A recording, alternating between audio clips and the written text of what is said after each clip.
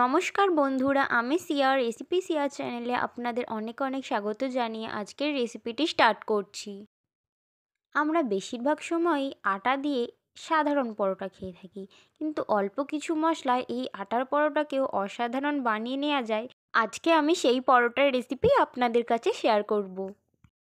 আর এই পরোটাটা এতই মজাদার হয় যে গরম গরম এটি শুধুই খেয়ে নেওয়া যায়। তাহলে চলুন দেখে নেওয়া যাক এই মজার পরোটার রেসিপি। এই মশলাদার পরোটা বানানোর জন্য আমি প্রথমে আটা মেখে নেব।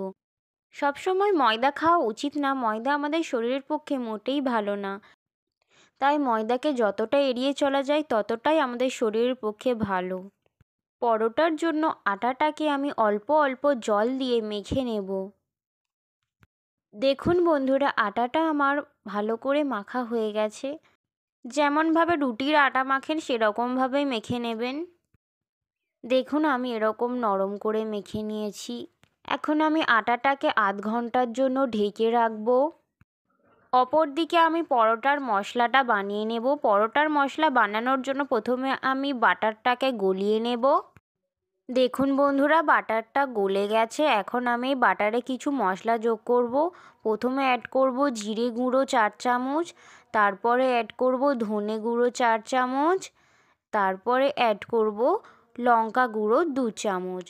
ঝালটা আপনারা আপনাদের টেস্ট অনুযায়ী দেবেন, আমি বেশি ঝাল দিলাম না। এখন সমস্ত মশলা চামচের সাহায্যে ভালো করে বাটারের মধ্যে মিশিয়ে নেব। আর দিয়ে দেব কিছুটা পরিমাণে ধনেপাতা। ধনেপাতাটাও ভালো করে মিশিয়ে নেব মশলার সাথে।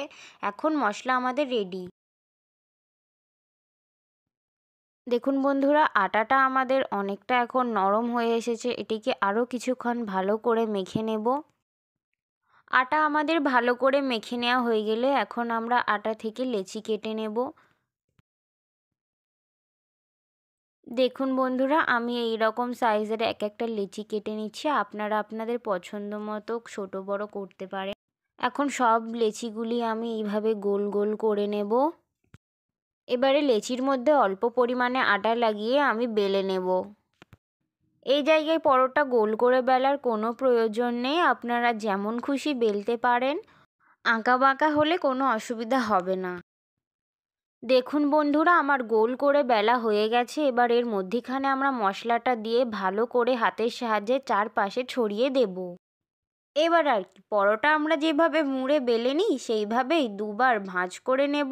নিয়ে আবার একটু আটা লাগিয়ে ভালো করে বেলে নেব।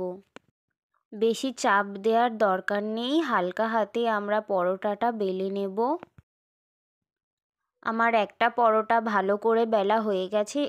এবার চাটু গরম হলে পরোটাটা চাটুর উপরে দিয়ে দেব। এক পিঠটা ভালো করে সেকা হয়ে গেলে অপর পিঠটা আমরা উল্টে দেব।